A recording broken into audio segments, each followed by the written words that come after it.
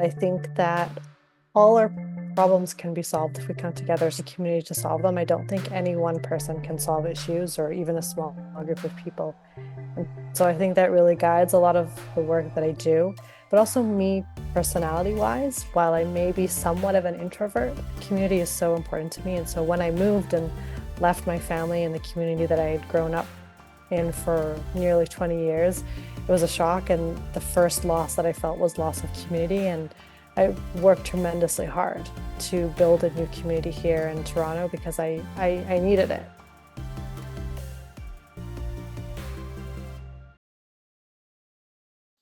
Hey everyone, welcome back to another episode of Oh My Curry Goodness. My name is Hamza Islam. On each episode of this podcast, I talk to people across different industries about their story and the experiences that have shaped them into who they are today. On this podcast, I primarily focus on Gen Z because we are growing up in a unique time where we have social media and the internet, and it's very easy to talk about the good things, the good experiences, the journey, or no, not the journey, the destination people have reached. It's easy to get into this idea of comparison. And I created this podcast because I wanted to get away from that and talk more about the journey, the good and bad experiences, what it's like to actually be that person. And while it's easy to have these discussions with people across maybe older generations, I wanted to focus on my generation because even though Gen Z is still a relatively young generation, there are still a lot of incredible people who are of the Gen Z generation that have inspiring stories, and we can definitely learn from them. We can learn from everyone, but I really want to focus on Gen Z because it is a generation I'm a part of, and there are incredible people with experiences that you can be inspired by, and hopefully, in a because this podcast is called Oh My Curry Goodness, it can inspire you to make your curry. So I hope you guys continue to check back each and every week to learn from incredible people who are of the Gen Z generation, see what they went through, and it can inspire you to do something special. Now, this week, I'm speaking with Lila Mansour, who is the founder and legal educator at the British Columbia Arabic Legal Support Center. Their mission is to make legal information accessible for newcomers and immigrants in British Columbia. What's really cool about Lila is not only her mission, but her importance of the role that faith has had in her life. As you may have known, because my last name is Islam, I am Muslim. Lila is also Muslim, so to be able to share that is really cool. The importance to her, the importance of giving back, that's something that's also important to Lila. And more impressively, Lila loves is a huge fan of this podcast. So I'm very excited to be speaking with someone who's a fan, but more importantly, an inspiring person. So Lila Mansour, thank you so much for joining Oh My Curry Goodness. It's my pleasure, Hamza. Really honored to be here. Yeah, thank you so much. And there's so many ways we can go about this because I mean, you care so much about helping people, giving back, being a source of inspiration for people that really need it. But I want to start with something that is important to you, which is faith. And like I mentioned, you are Muslim. Knowing that this is something that's really important to you, I really want to break it down into two questions. Now, the second question will be absolutely ridiculous, but I love asking these types of questions. But firstly, the first question I want to ask is why is faith important to you personally? And then secondly, is if I've asked this question when it comes to when it comes to identity, which is what would you lose if you were to lose faith? For example, like obviously faith is a huge part of your identity. What would happen if someone were to take that either out of its entirety or to the point where like it's either out of its entirety or like maybe 80 or 90% of it to the point where like you're just a Muslim in name only, if you will. So I guess because I just went on a little tangent, the questions are why is faith important to you? And then secondly, what would happen if someone were to take faith out of your identity? I think faith is so unique because it's this constant in your life throughout all phases. And I think something really interesting that I experienced when I moved to Toronto, I grew up in British Columbia in a city called Prince George. Geographically, it's in the center of the province, but it's considered the northern hub of the province. And then when I moved to Toronto, it was this which is in a totally different province on the other side of the country. It was this sense of, is the same God there, the same God here? And even in, praying, it was like this adjustment of trying to find a connection and feel right again. And when I prayed. And so it's this constant that reminds you of your purpose of being on this earth. It's also a great comfort in times of difficulty and remembering that there's many different sayings and verses, whether it's, um, with every hardship comes ease, and also remembering, that God's watching over you and he's taking care of you and he never forgets any good that you've done. And that also people are going to be held accountable. And when you see grave injustice in the world, you feel a little bit of relief that one day there will, people will be held to account as well. And it's also comfort in knowing that when our lives in this world end, it's not the end. I know I grew up as a teenager often hearing the term YOLO, but I knew because of my faith, there's really life beyond this life. And a lot of what we're doing in this life is preparing for the next life. And so it can be very, very comforting to have this belief of knowing that everything that we're doing here, no matter how short or how long your life is, that, as long as you're a good human being and you're doing good, that, hopefully in the hereafter, you're also going to, have a great life as well. So it's very, very grounding for me. And as I said, when you're going through hardship, you have something that you can lean on. There's also community, which I love to be a part of. When you're part of a specific identity, or whether it's culture or religion, it's really helpful to have a community of people who believe or practice the same traditions or practices as you. And also at the same time, uh, religion keeps me grounded in the sense that I have to always self-reflect on what I'm doing and the actions that I'm choosing to do. And I believe that I believe my faith has protected me from a lot of things that I think would have either wasted my time or could have, potentially been detrimental to myself or my future. And so I guess going to your second question about what would happen if you didn't have Islam, I think that's a really interesting question because I think it kind of keeps me in check and keeps me accountable to myself and those around me. And I would honestly worry that if I didn't have that, I may not be as accountable and I may not believe in doing all the good that I do because I know that, I'll be rewarded by the creator by doing good in this world. But also, I don't think I would value community and family in the same way because we do have responsibilities to be kind to those around us, to be good to our family. And I think something that's especially prevalent in Western societies is this idea of individualism, whereas Islam and a lot of other Eastern cultures focus on community and bring people together and supporting one another. And so probably I would lose a lot of that if I were to try to adhere or fit into a more kind of Western secular idea of what a society should look like. But I also think that my faith, like I said, has kept me grounded. It gives me hope in times of difficulty. And I feel like I would lose that if I didn't have that. And I know a lot of people who either leave Islam or their faith becomes very weak. And then in times of great hardship, they return to their faith. And that's what gives them hope to live each and every day. And I think that happens for a lot of people of different faiths as well, where they go through certain hardships and then they reconnect with God or their religion because they know that there's a power greater than them, and it gives them this will and spirit to keep going and know that they're part of a journey that's much greater than just this life. Yeah, I first of all I want to say thank you for addressing these two questions because I know it was a very loaded question. So you answered it perfectly. And I want to touch on a couple of things. The first thing, obviously, the importance of community. And I grew up in Columbus, Ohio. I'm still here.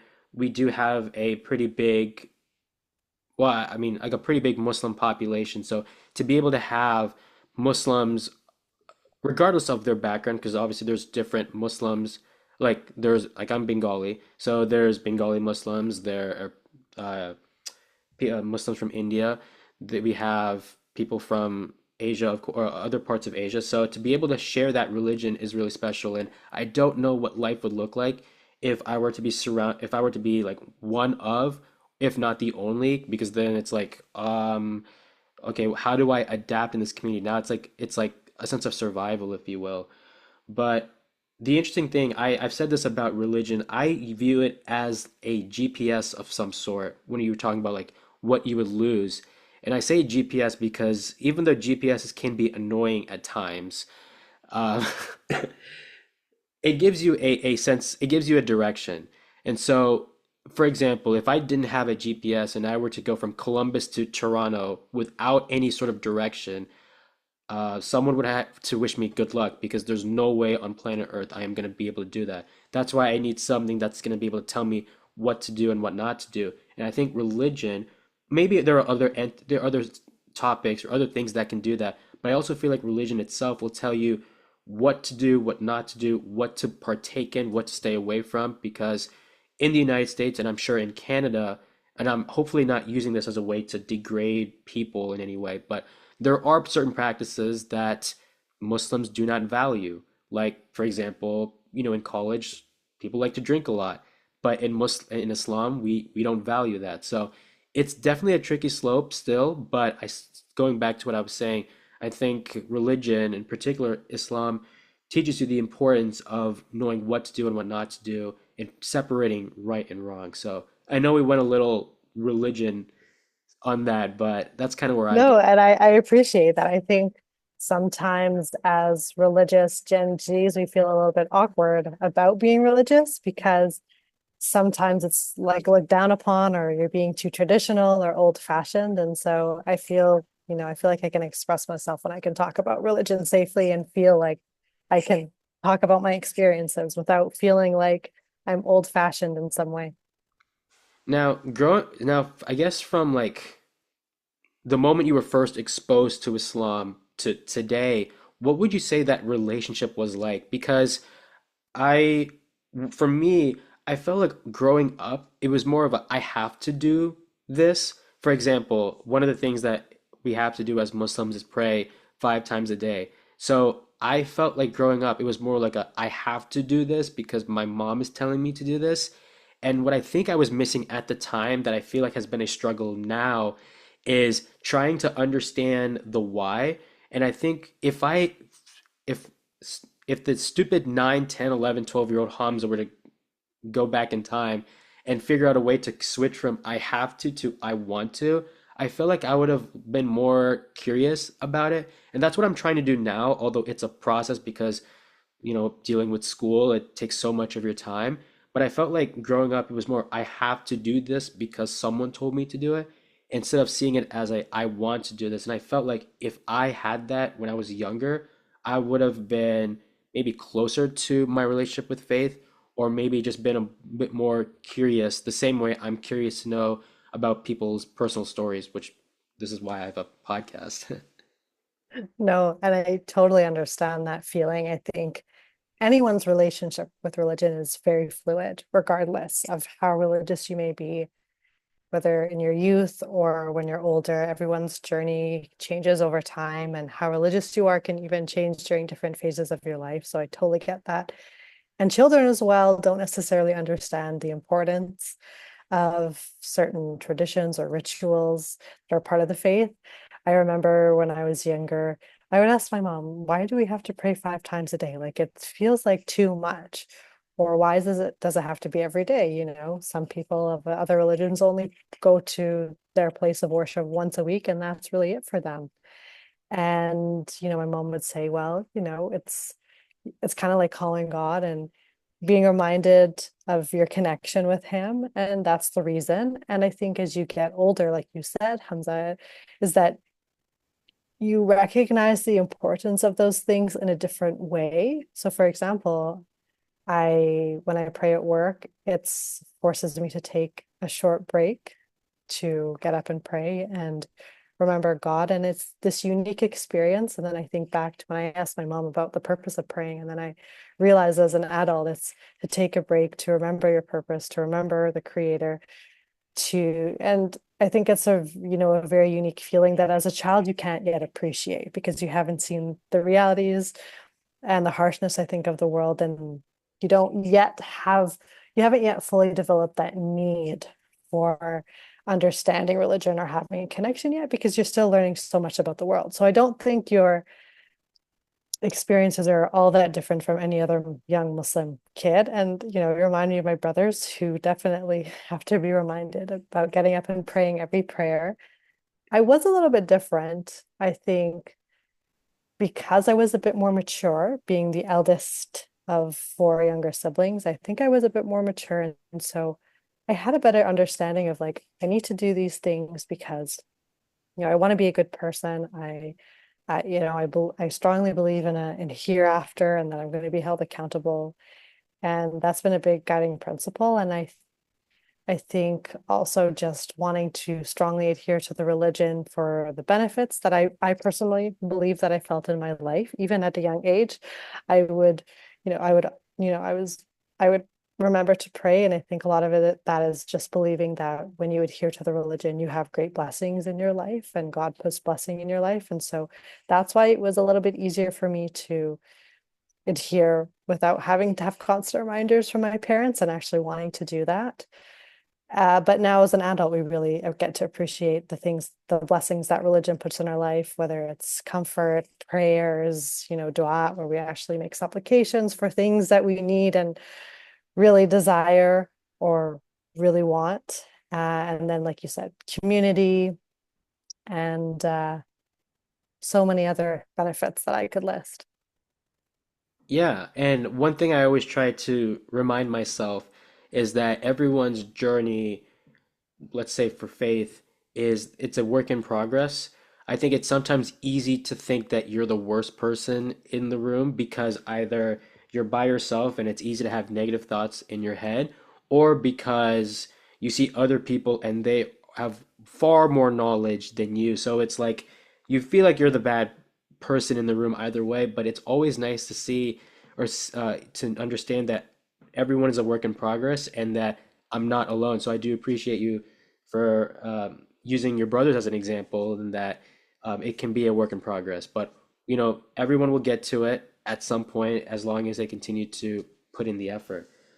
Switching gears from religion to the other things that you're known for is the fact that you care a lot about helping people. And as I was getting to know you, some of the things that you have advocated for or have talked about, raised awareness, included, I believe, climate change, the issue of cancer, and then obviously in politics. But I want to start, I guess, maybe at level one, which is in the sense of there's often that cliche phrase, the smallest of things end up making the biggest differences. I may have botched it, but I hope you get where I'm going with it. It's like this, like the smallest of things make the biggest of differences. Tell me in a weird, similar to that statement, tell me a small experience you had helping people. And when I say small, I mean like, for example, I don't think a 6 or 7 year old Lila was talking about cancer prevention. I don't know. I wasn't there. But when you were 6 or 7, there was a time where maybe you were helping someone, and it was such a small moment, but in a way, it had an inspiration to it because you remember the impact it made on that person, the impact it made on you personally. Sometimes people think emotions can be like an immature thing, but if you use emotions for good, it can really drive you to doing something really big. So I guess tell me like one of the earliest experience you remember when you were helping someone and clearly and it was such a huge impact, or it made such a huge impact on you that you decided I want to continue doing this going forward. Yeah, I was trying to think back. What was my earliest and most memorable memory? And I have to say it's probably in grade six. It was after the tsunami and earthquake in Japan, I believe. I was in grade six at the time, so I would have been around 11 or 12. And I remember we came together. There was a leadership group for grade sixes and sevens, but majority, I think, grade sixes. And I remember going to the teacher and saying, why don't we do a fundraiser for the Red Cross. I don't think I had known at the time that there was the Red Cross, but I just said, hey, let's do a fundraiser. And the teacher was like, that's a great idea. And we ended up organizing a lot of different organizers, sorry, not organizers, fundraisers in the school at my elementary school.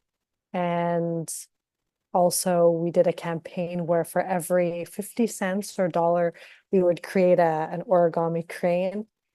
And we made a very, very long string. And I believe that was my idea based on a book, I think called A Thousand Cranes, if I'm not mistaken.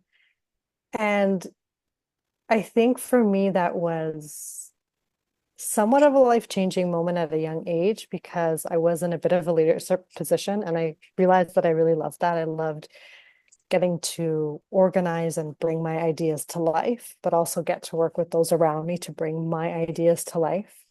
But also, I got to see the power of coming together, working hard, and being able to achieve something greater than us as just individual students and living in Canada. We felt like we were helping people somewhere who really, really needed it. And I think that was really impactful because for me as an older sibling, it was normal for me to be helping others, helping my siblings, helping my parents. And so I don't think those things were very remarkable to me. It was a part of my daily life, but then to feel like I got to work with a group of people and do something really great and help people in a totally different part of the world, it felt very impactful at the time. And I think after that, I really got very deep into leadership all throughout grade 7 and high school and into university, even now. And I don't think I've ever stopped since then. That's I think when you were talking about being a part of this being part of this project to when I think we were talking about being part of this project to help out. It kind of goes back to you when you were talking about the difference between individualism and collectivism. And I'm wondering, I know we talked about it in faith, but I'm wondering if that also kind of plays into this, the fact that, you know, like yes, okay, when we talk about faith, it's like okay, it's not just it's there's like individualism and collectivism. I'm also wondering if that also plays a part in the idea of helping people is knowing that it's like it's something bigger than you. I know I botched that up, but hopefully you get where I'm going with that. No, that makes 100% sense. No, I'm a strong believer of community collectivism, and I think that all our problems can be solved if we come together as a community to solve them. I don't think any one person can solve issues or even a small group of people. And so I think that really guides a lot of the work that I do, but also me personality wise, while I may be somewhat of an introvert, community is so important to me. And so when I moved and left my family and the community that I had grown up in for nearly 20 years, it was a shock. And the first loss that I felt was loss of community. And I worked tremendously hard to build a new community here in Toronto because I needed it. I know that helping people is something that you're passionate about, and when you were able to share your story, I could see that this is like when you were talking about it, I knew that okay, or I could tell that from that experience, it's like okay, because of this, I really want to do this going forward. One of the questions I've asked people is like, is if there's any pressure when it comes to helping people, because there's always the possibility of doing something wrong. And I want to know your thoughts on the idea of good intention, bad execution. So, like, for example, um, I don't know. I mean, it's funny how like the simplest of things can be so complicated. But like, say that you were trying to give someone a bottle of water and you ended up giving them a soda. You were clearly trying to help, but you gave like the execution was wrong. I know that's a horrible example, but on this podcast, I'm known for doing like overthinking to a maximum. But I want to know like if have like your thoughts on the idea of good intention, bad out or bad execution, and like how do you work around that? Like has that ever been a thing that you've experienced personally? Because it seemed as though like because people don't see the intention part, they see the out part, the outside part. So it's easy to think that people are just stupid or bad without knowing that they were trying to help. So it can definitely be a tricky slope, but I'm wondering what your thoughts are when it comes to that idea of good intention, bad execution. It can be difficult because I think we do our best to put ourselves in people's shoes, but sometimes we put ourselves in their shoes and forget that we're forgetting a certain dimension of who they are when we're helping people. So, have I made mistakes or probably helped people in the wrong way? Certainly, of course. I think as humans, we're doing our best. And going, I guess, to your first question about, do I ever feel pressure to help people? Not necessarily. I think I feel more of a pressure to support my community and fill gaps that I continue to see, and feeling a pressure that I need to make it so that I can be a role model or I can be there for or pave the path for those who come after me. Because, for example, in the law, there's still a lack of Muslim lawyers, as opposed to how the number of Muslim doctors is significantly high, I think, in comparison to other professions. So we're not lacking in that area. But when it comes to Muslim lawyers, because a lot of people who came as immigrants as lawyers couldn't practice here because the law is much different. So there's this pressure sometimes to feel like, as a Muslim woman in law, you're paving a new path. And so you feel this pressure to be a good example, be a good role model, give back to the community, help those who are up and coming, support your community and volunteer. So there's always that pressure. And going back to your point on good intentions, poor outcome, I think that's why I created the legal support center that I did create, because I was seeing a lot of community members who had little to no knowledge of the law with good intention give out wrong information about the law or just legal processes. And they had dire consequences for the people who followed their ignorant advice, unfortunately. And being someone who has the ability to look up things and understands English very well as a native speaker, I thought, hey, I can help support people who are looking for information, who may get the wrong information from the wrong people in the community, and hopefully guide them so they can make better decisions or get contacts in the community. Because, of course, I don't provide legal advice, but I connect people to lawyers and the right resources so they can get the right answers. So, it can be sad because I think there's a lot of very well-intentioned people who are unfortunately creating a bit of a ruckus. And there's some people like us who have to come and clean up and do some cleanup because people who have good intentions are, perpetuating certain issues. But I think that's why we need more self-reflection as people who like to help. Like, we have to do self-reflection. We have to ask ourselves, is what we're doing meaningful for us? And is it also meaningful for the people who are helping? And I think that's something that many people lack, unfortunately. And we should try to be, I think, more understanding of the people that we're helping. And as just one really interesting story, actually yesterday I was at a volunteering activity for lawyers called Lawyers Feed the Hungry. And for dessert, they offer these people who are coming in to get a free meal, who are, below the poverty line. They get one dessert. They either get a banana or a cookie.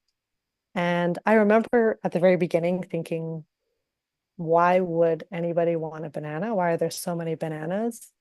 And then throughout the course of the evening of serving, the bananas went first. Very few people wanted cookies. And I realized that I was thinking of myself as somebody who's privileged. I would want a cookie. I wouldn't want a banana. I want a treat at the end of a day, at the end of a busy day. But for, these people who have very different needs, they're thinking about nutritional value, what lasts longer, what's more filling, what's healthier, what they can keep for much longer. And for them, it was the banana. So that reminded me of, the importance of really trying to understand the people that we serve. And that will allow us to help them better. Yeah, and I would say that in a weird way that that's what makes human beings weird is that just because you what you think it's like okay, this is how I would think, but not everyone thinks the same way I do. And so yeah, it's like okay, I want the cookie, but not everyone else wants a cookie. They probably want something else. So yeah, human beings in a weird way can be weird because of the fact that we don't think the same. But I think that's where we have to, like you said, focus on the importance of understanding and knowing that everyone has different needs. And I definitely want to talk about the Legal Support Center later on. But one thing that I want to touch on before we talk about it is the idea of passion and knowing that you are passionate about helping people and volunteering. One of the things that I've come to learn whether it's interacting with different guests on the podcast or just folk working on the podcast itself, is that just because you are passionate doesn't mean it's going to be a fun ride. There have been many ups and downs and throwing the computer on the wall. Just kidding, I never done that.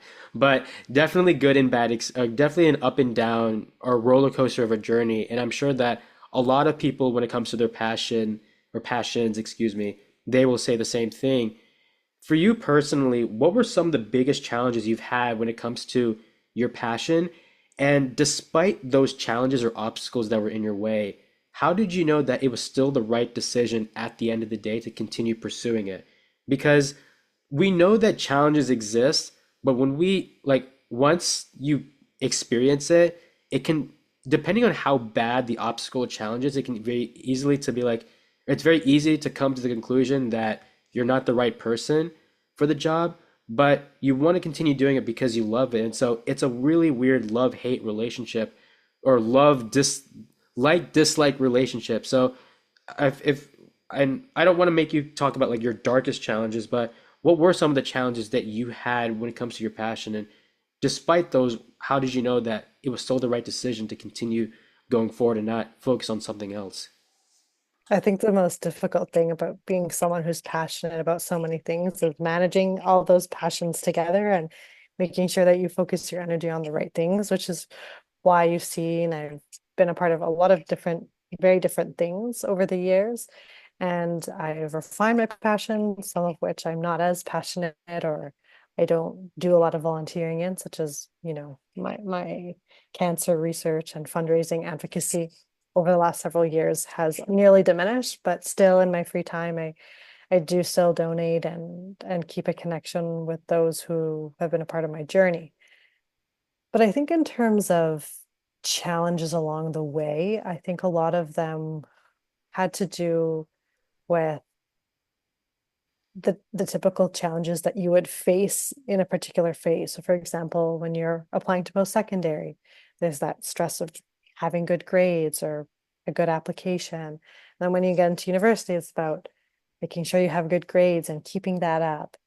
And sometimes you face, difficult professors and difficult courses, and you question whether you're in the right place. And I think for a vast majority of people, I think we've all experienced that at some point. For me, a lot of it was, a lot of those feelings came when I was writing the LSAT. It was a difficult time. It was COVID. It was a very isolating period. And I knew that while I wouldn't be writing the LSAT again, hopefully after I had written it, I knew I was going to feel the same feeling for the rest of my life. These challenges where you feel like there's this insurmountable barrier in your way that you have to work incredibly hard to overcome.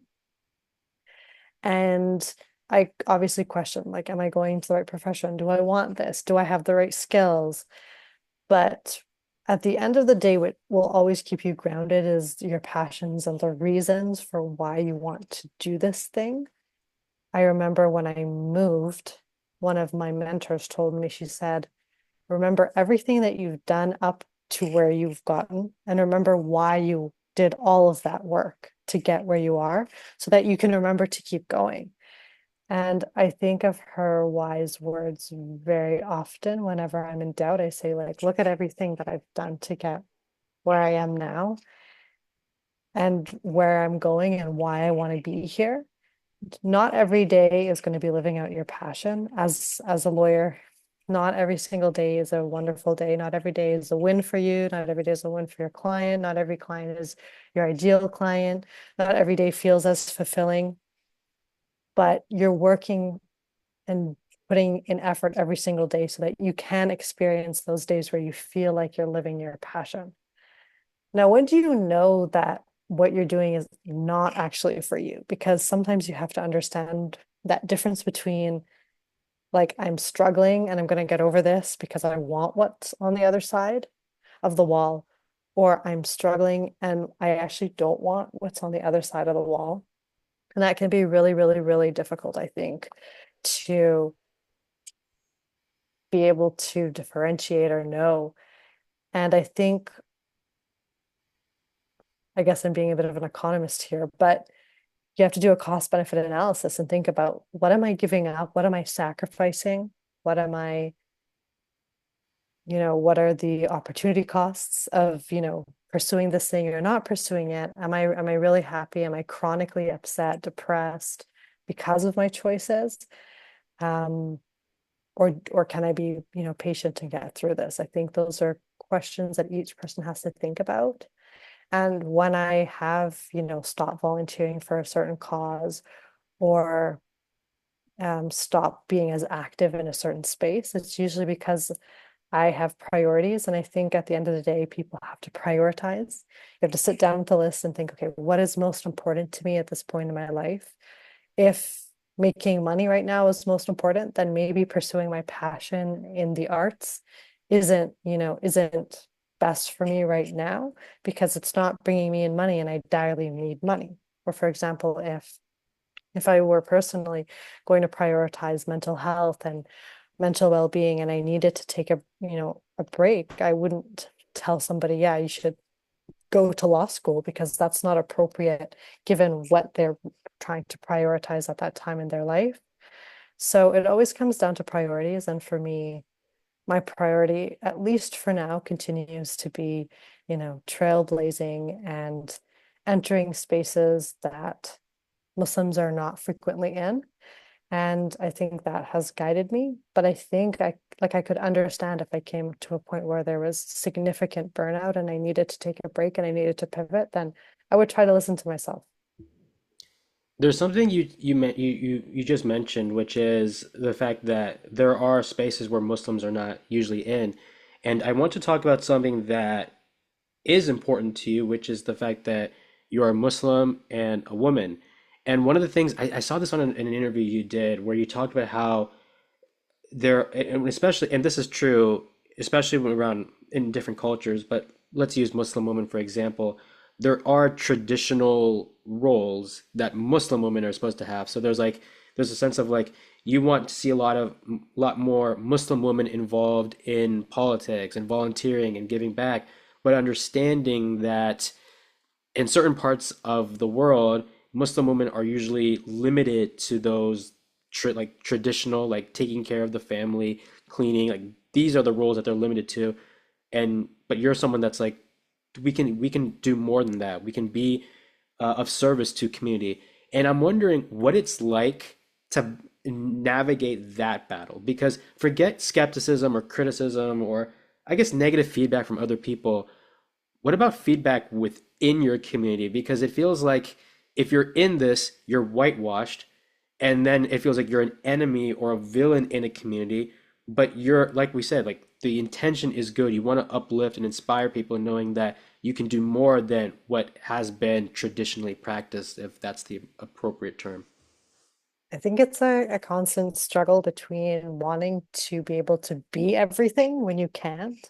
I think especially, and I think every working Muslim woman that I've spoken to has the struggle between balancing wanting to be somewhat the traditional woman, whether it's helping out at home, whether as a wife or as a daughter, or whatever your relationship is to the people in your household, but at the same time, also having a full career and being able to pursue great things. It's a constant struggle. But I think to your question, I think the feedback from the community is generally positive. at least from my interactions, which I'm very thankful for, people are like, yes, like we need you in the places that in the spaces that you're in. We need people, we need more people like you. And so I'm very thankful for that, honestly. And I think without that, I think I would have probably been more deterred about doing what I'm doing now had it not been for the support of my community. And I think I can't imagine the community having negative feedback because they benefit from my presence in a lot of different ways, including the people who reach out to me for support. It just doesn't make sense to deter or discourage Muslim women from being educated and from supporting their communities. But I think something that's going to be really interesting as, Gen Gen Zs is how do we balance all of these things? Are we going to, raise children or not? Are we going to make the decision to have children? I remember reading an article last week, that people don't want to have kids anymore. And, you know, it makes you wonder, is this because people just, they're working so much they don't have time? Or is it because they're pursuing personal passions, whether travel or otherwise? Or is it because of cost of living and being so expensive? So I think there's a lot of questions. And I think the idea of any of us being quote unquote traditional, I don't, I think it's very difficult to be traditional now, like without thinking about you need like a primary breadwinner. You need someone who with a high income who can provide for the rest of the family. In current circumstances, it's not really possible. It's very difficult. So that's all to say. I think as a, Muslim woman, it's tough balancing everything, but I think the community in particular, the Muslim community has been really supportive. And they know that we need more people like us everywhere. And particularly with how we're seeing things in the political climate, we it's been a wake up call for a lot of people that we need more powerful, influential Muslims in all spheres of society.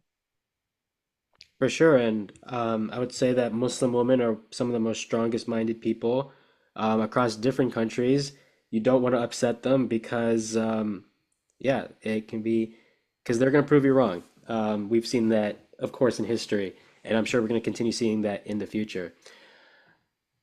Before I let you go, I do want to talk about the organization that you're a part of, the Legal Support Center, and I want to bring back the conversation of or the topic of emotions. And like I said, I know that especially in debate and conversations, using emotional logic may not be the best way of going about it. But when it comes to making an impact on people and sharing these stories, these emotions can help really understand the magnitude and the difference that it makes. Similar to how you're talking about how when you were talking about the interactions you've had with your community, that there are people that are saying that what you're doing is something that we really need. When it comes to your experiences working with your organization, what were some of the most emotional experiences? I know you talked about in broad sense about what you do, but similar to that question of like what were some of the most or the earliest experiences you had helping people, when it comes to the legal support center, what were some of the most emotional stories you had that maybe something that other people won't understand, but maybe you will because you interacted with these people and you saw the reactions, the positive, negative reactions, mostly positive reactions it had on them knowing that they're coming from a different country and trying to settle into a new place.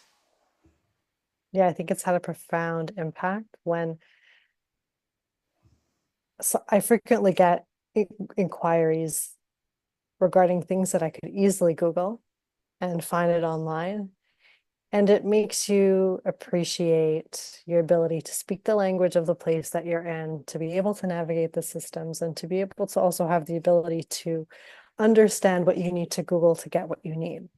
But of course, when you're coming from a foreign country, you're navigating what seems to be very complex issues. But for somebody who's probably living and grown up in Canada or in the US, it's probably something very simple and even like a day-to-day task. It makes you realize how important and sometimes overlooked providing such services can be, where people just need to ask. They're struggling with an entirely new system, and being able to help these people navigate these situations is incredibly rewarding. And I think for them, it's very relieving that there's something like this. Like I said, there's not a lot of Muslim lawyers, and even if we're then going to go break it down further and look at different cultural communities, um, Arabic speaking lawyers continue to be a minority in the legal profession, particularly in Western Canada. Eastern Canada, where I'm at, Toronto, is doing fairly well. There's still somewhat of a shortage, but when we're looking at different areas, rural communities, smaller cities, less communities with smaller immigrant populations or populations that are now finally catching up to metropolitan areas, that we see that there's this great need for people for professionals that speak different languages, because when you're bringing in immigrants, and particularly refugees, you're bringing in vulnerable populations and you need people to be able to serve them and speak their languages. But I found that the legal community was lacking. And I guess in terms of specific experiences that, were really emotional, a lot of it's always like the lower income situations where it's an individual with very low income, very poor language skills, has gotten themselves into some sort of situation, and you feel so sad for how they're taken advantage of in the system. For example, someone signing a rental agreement and not realizing that they're locked in for however many years they've signed on to. And you wish that you could have been there to at least explain the contract to them before they sign something. Or individuals who, for example, don't understand the consequences of getting married legally, and now they're tied oh, into the separation and divorce process just because they decided to get married when they weren't even ready, but they didn't understand, because coming from another country, they don't necessarily understand what the consequences are of legally getting married. Um, I think there's other situations, but I don't want to divulge too much into kind of like their personal stories, particularly because a lot of them end up getting referred to lawyers after they've been given resources, and some of the processes have been explained to them. But I think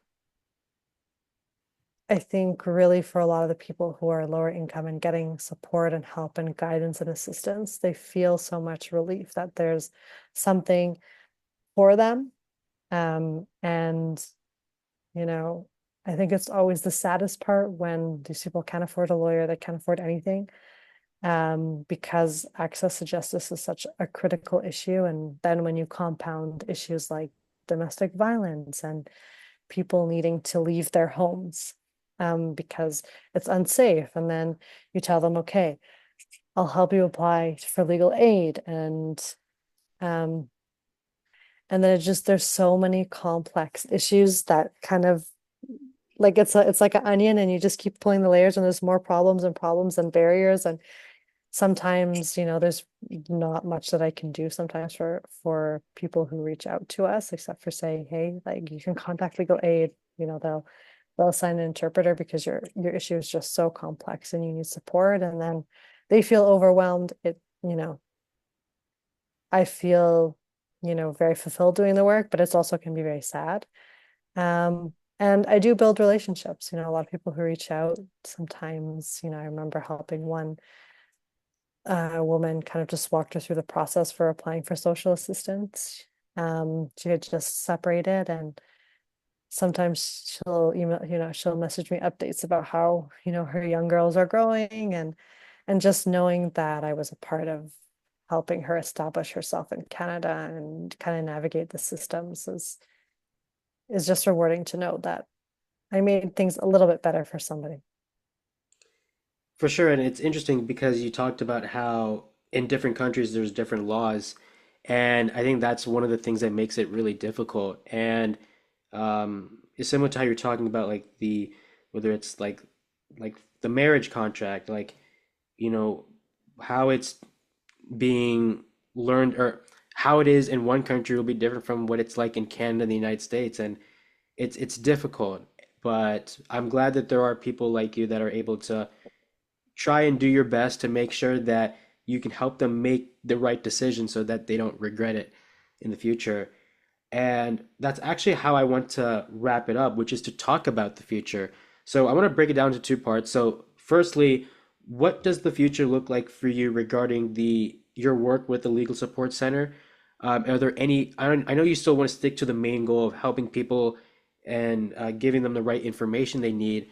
Is there anything else you would like to do at some point in the future regarding Legal Support Center, or do you feel like you are happy with where it is and you don't think there are any changes that need to come along the way? Yeah, I'd love for the organization itself to grow. We do very limited support. It's a lot of one-on-one, and I'd love to be able to focus on broader community advocacy and information. That's something that I like down the road, being more of a kind of community hub and where people can come for just general resources on their own and Arabic guides and such, but that would require some funding because I would need like a professional translator to be able to translate into kind of like a written Arabic format.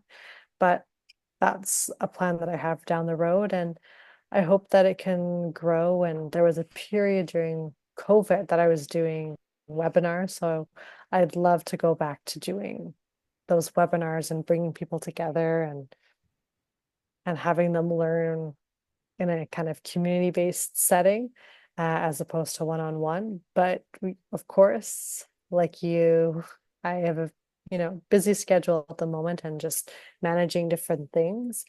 And so I think the organization will probably stay at the phase that it's at for the next little while until I'm ready to take it to the next step. But I'm also curious to know if there's any big things in the work for you, or if you're just happy maintaining the podcast as is. I mean, I've been trying to grow it. I think that's been the biggest challenge. And similar to like you just said, that we both have busy schedules. And so it's weird. And we were talking, it's interesting because you were also talking about opportunity cost. And so it's like, okay, if I spend more time on this, I spend less time on this. And so it's like there are classes that I don't enjoy, but I kind of have to spend time on them because if I don't, then I have to retake them, and then it delays my graduation time even more. So it's a challenge, but I really want to grow and have those work with different student organizations and really get to know, not just be able to say like, hey, please support my podcast, but also to be able to learn about different people because everyone is different and they don't think the same way. I mean, if they do love curry, that's great. But, everyone has different experiences. And so it's really interesting to learn more about, why they're part of this organization and just learn about more about what makes them them. So I want to continue growing the podcast, but also similar to how I learn about people based on these interactions, I also want to do more of that outside of the podcast. And that's really what I want to do in the future with regarding my podcast. I don't know if there was anything you want to add on to that, but that's just kind of what I'm thinking at the moment. No, I look forward. Hopefully, post graduation, you'll get some time to expand. Oh my curry goodness, into other places. Perhaps, you know, maybe actually doing events where there's actual curry. Yeah, well, we'll definitely need medical attention because curry is one of those dishes that can kill your stomach. My last question is about your future personally, and you've said that since I think grade six, or maybe even younger, or maybe older, that you've always been involved in leadership.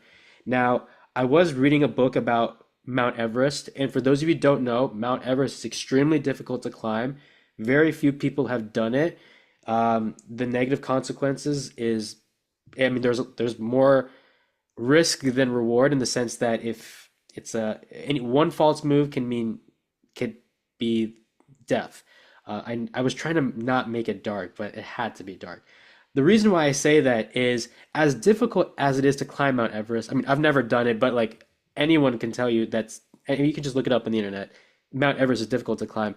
As difficult as it is, there is a chance that you can do it with determination, effort, and the belief in yourself that you are able to climb or accomplish something that can be difficult.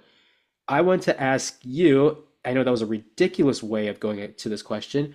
what is, I guess, your version of Mount Everest in the sense of like, this is something you want to accomplish or achieve at some point in the future.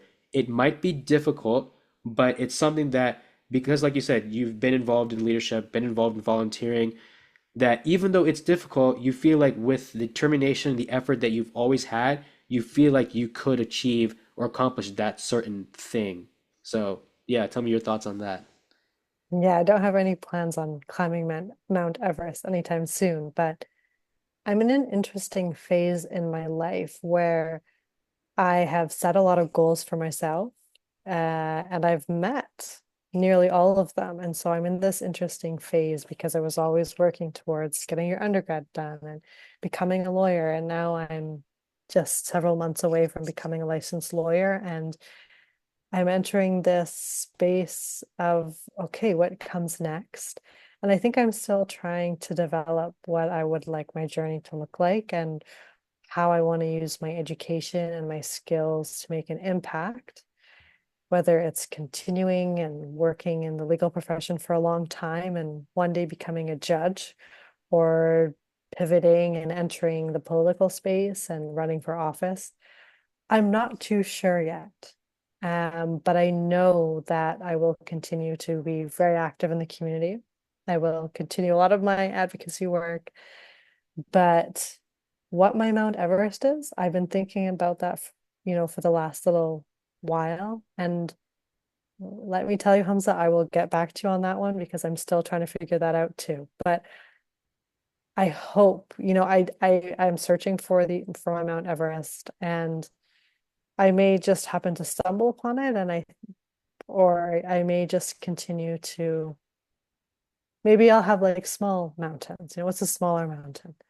Um, because sometimes it's not necessarily about having a Mount Everest. Sometimes it's about having like, you know, a lot of smaller mountains all over the place, and just leaving your mark everywhere in all, hopefully all positive ways.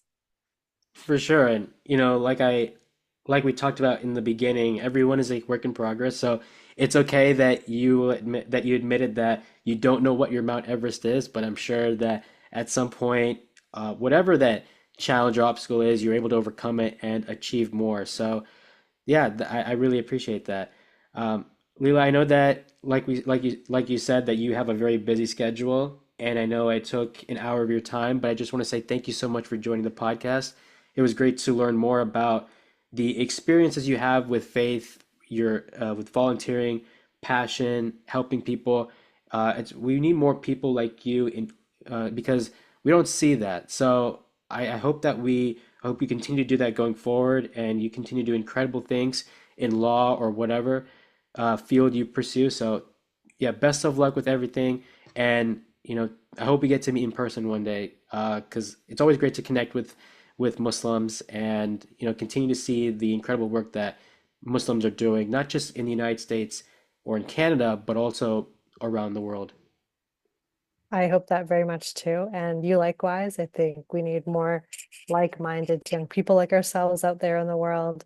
And it was a great pleasure being on your podcast. And I look forward to seeing, what else comes out of Oh My Curry Goodness and the speakers to come. Keep up the great work.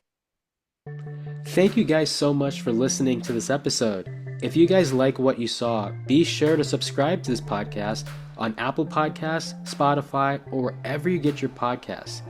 You can also follow us on Instagram at the OMCG Podcast for more information on guests, preview clips, and more. Please continue to support this podcast in the future, and I can't wait to see you guys in the next episode.